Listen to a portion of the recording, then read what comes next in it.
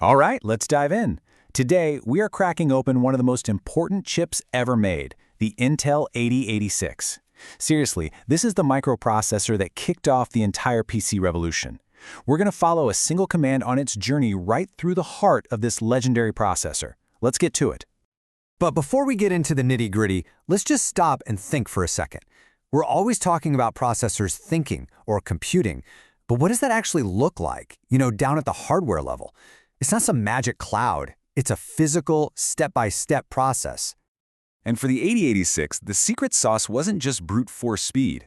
It was this incredibly clever internal design. See, at its core, the chip is actually split into two distinct cooperative halves. This internal partnership is the absolute key to its efficiency, and we're about to see exactly why. And that brings us to the first huge idea here. This processor is basically two specialists working together. Instead of having one unit do everything one step at a time, the 8086 divides up the work. It's all about working smarter, not just harder.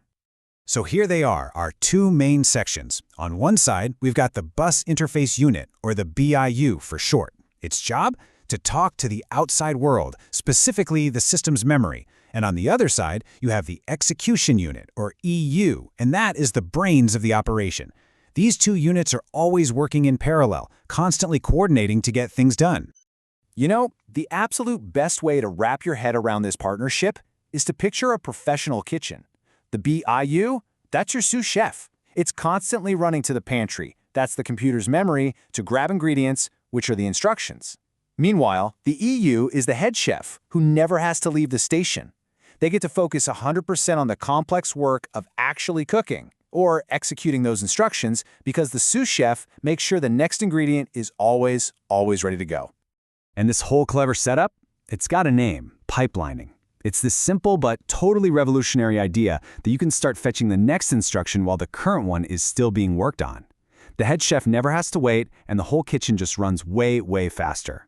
For performance, this was an absolute game changer. Okay, so let's zoom in on our sous chef. What exactly is the Bus Interface Unit doing to keep this whole assembly line, this pipeline, full and moving? The thing is, it's not just sitting around waiting for orders. It's a proactive role. The BIU's main goal is to constantly look ahead, to read instructions from memory and get them stored right there on the chip before the Execution Unit even knows it needs them. It's always trying to stay one step ahead of the game. So how does it do it? Well, it's got this key feature, a 6-byte instruction queue. Just think of it like a little waiting line right on the chip. As the BIU fetches instruction bytes, it lines them up right here. Now this queue acts as a buffer, and that's the crucial part. Accessing system memory can be kind of slow, but by preloading this queue, the super-fast Execution Unit almost always has its next job ready to go without ever having to wait on that slower memory. All right, so our sous chef is hustling, keeping that pantry stocked. Now it's time to check in on the head chef, the Execution Unit. This is where the real thinking happens.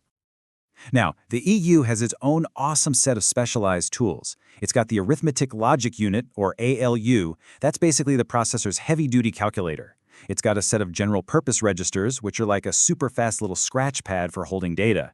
And it has the flag register, which you can think of it as a panel of status lights. Let's take a closer look at that high-speed scratch pad. These are the main general-purpose registers, but each one kind of has a special talent. AX, the accumulator, it's the go-to for math results. BX, the base register, is often used to point to where data is in memory. CX, the count register, which is perfect for keeping track of loops. And DX, the data register, that one helps out with bigger math problems like multiplication and division. And what about those status lights? Well, that's the flag register. It's just a collection of single-bit flags, and each one is like a little LED that turns on or off to tell you the result of an operation. It's telling the processor things like, hey, the result of that last calculation was 0, or, whoa, watch out, that number was too big to fit. Let me give you a couple of really common examples. You've got the 0 flag, or ZF. That little light will flip on if you, say, subtract a number from itself. The result is 0, so the ZF light comes on. Then you have the carry flag, or CF. That one lights up when there's an overflow, like if you add two really big numbers together and the answer is too big to fit in one register. These flags are absolutely critical for making decisions inside a program. All right, we've met the team, we've seen their gear, now for the main event. It's time to put it all together and follow one single instruction on its complete journey all the way through the 8086. And here it is, our hero for today's story. It's a simple, super common instruction, MOV CX AX. In plain English, all this means is, hey, copy the value that's sitting in the AX register and put a copy of it into the CX register. Simple enough, right? Let's see how the 8086 gets it done. So, our story kicks off right here with the bus interface unit. The BIU, our tireless sous chef, reaches out to the main computer memory through the external bus, and it fetches the machine code bytes for our MOV CX AX instruction. But here's the thing, the BIU doesn't just toss that code over to the EU. Nope. Instead, those bytes get placed into that on-chip instruction queue. Our little move instruction is now waiting in line, totally ready to go as soon as the EU is free. And now, the handoff. The execution unit finishes whatever it was doing and signals that it's ready for a new job. It then pulls the MOV instructions code from the very front of that queue. The partnership is working perfectly. And finally, the head chef gets cooking. The EU's internal logic decodes the instruction. It understands it needs to copy data between two of its own registers. It uses its own internal high-speed bus to read the value from AX and write it into CX. And just like that, the job is done. And the EU is immediately ready to pull the next instruction, which, by the way, the BIU is probably already fetched and put in the queue. Now, something that's really cool here is that our MOV instruction was pretty simple, right? The data it needed was already inside the EU. That's called register addressing. But processors are way more flexible. Other instructions might use what's called immediate addressing, where the actual data is baked into the instruction itself. Or even direct addressing, where the instruction tells the EU, go look for your data at this exact address out in memory. Okay, so why do we care?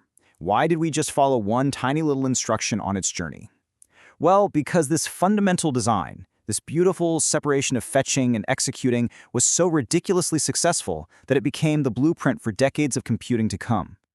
I mean, look at this. The architecture of the 8086 literally became the foundation for a whole dynasty of processors, from the 8286 to the revolutionary 32-bit 8386, all the way up to the Pentium brand and beyond.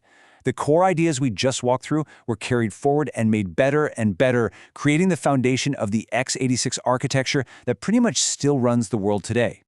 So yeah, the next time you're using your computer or your phone, just remember that deep down inside there's a legacy of this partnership at work.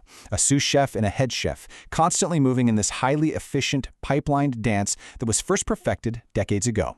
It kind of makes you wonder, right? What other simple, brilliant ideas are still shaping our world, hiding in plain sight?